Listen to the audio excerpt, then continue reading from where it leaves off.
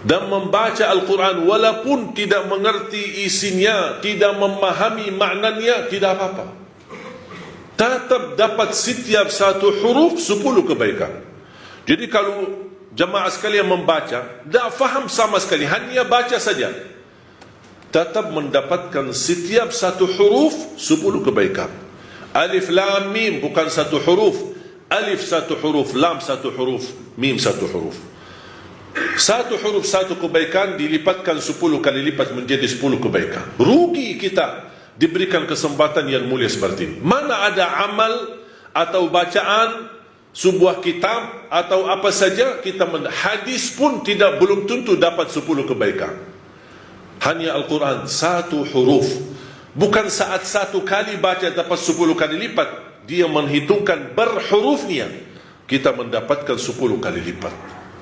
Sayang sekali jemaah sekalian berhari-hari lewat tidak baca Al-Quran, sedangkan fasilitas dan kemudahan ada di tangan kita.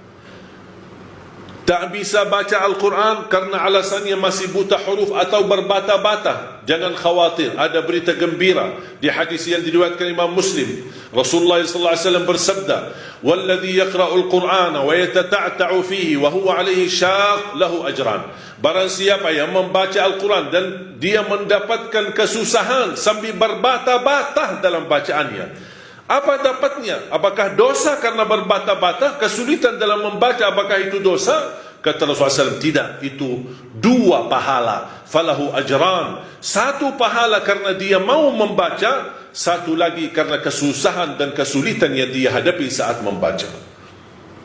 Mohon maaf, tidak bisa baca sama sekali, alhamdulillah masih bisa simak, dengar. Sambil naik motor, sambil kita menjalani tugas di kantor, atau kita kemana saja pergi, alhamdulillah sekarang fasilitas mudah. Dengan HP kita bisa kita dengar murattal, sambil kita khatam 30 juz, walaupun tidak mengerti isinya, mendapatkan keberkahan. 1 ayat kalau kita jaga setiap habis salat fardu dan ketika mau tidur, sebagaimana bersabda Rasulullah SAW, "Man qara'a ayat al-kursi dubura kulli salatin laysa bainahu wa bainal jannati illa yamut."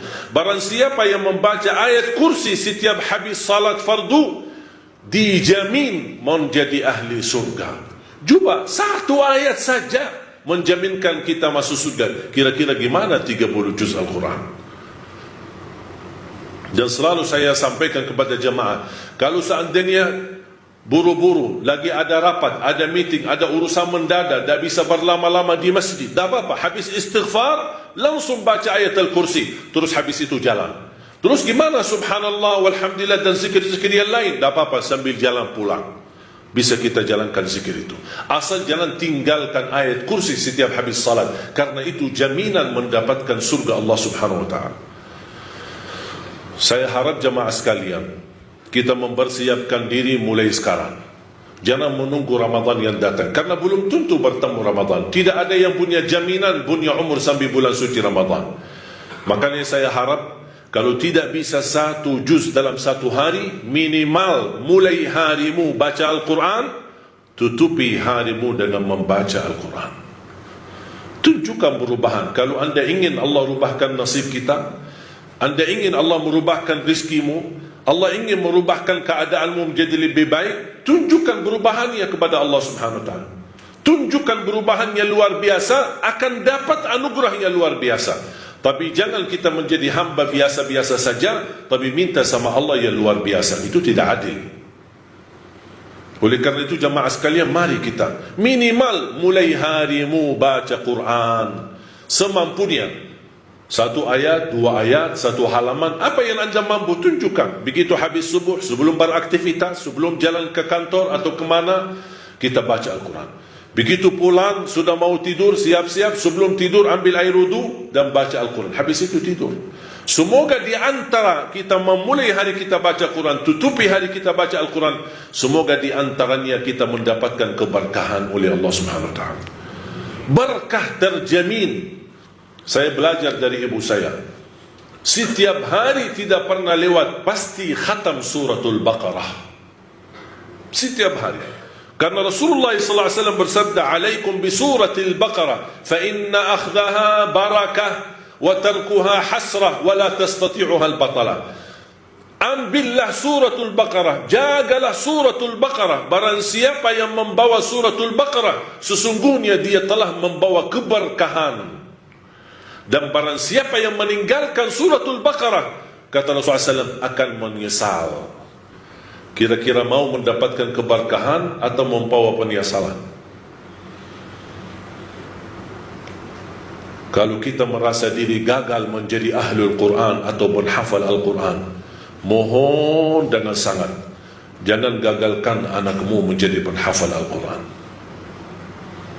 Saya kagumi dan terkejut ketika melihat anak-anak hafiz Indonesia, rata-rata dari orang tua yang awam, orang tua yang buta huruf, orang tua petani, orang tua yang tidak punya kemampuan.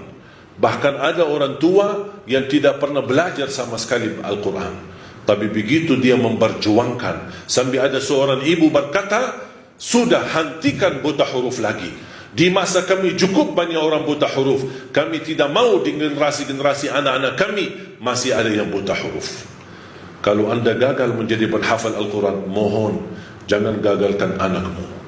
Kalau itu pun anakmu tidak berhasil menjadi penghafal Al-Quran, jangan gagalkan hartamu untuk mendukung dan membantu program Al-Quran dimanapun. Supaya apa? Datang di hari kiamat kita berkata, ya Allah, mohon maaf, saya tidak bisa menghafal Al-Quran, anakku pun tidak mampu menghafal Al-Quran. Ya Allah, jadikan hartaku, sedekah, zakat, infakku menjadi saksi baik untuk program Al-Quran. Mudah-mudahan kita mendapatkan orang-orang yang menilai atau mendapatkan syafaat di Al-Quran di hari kiamat.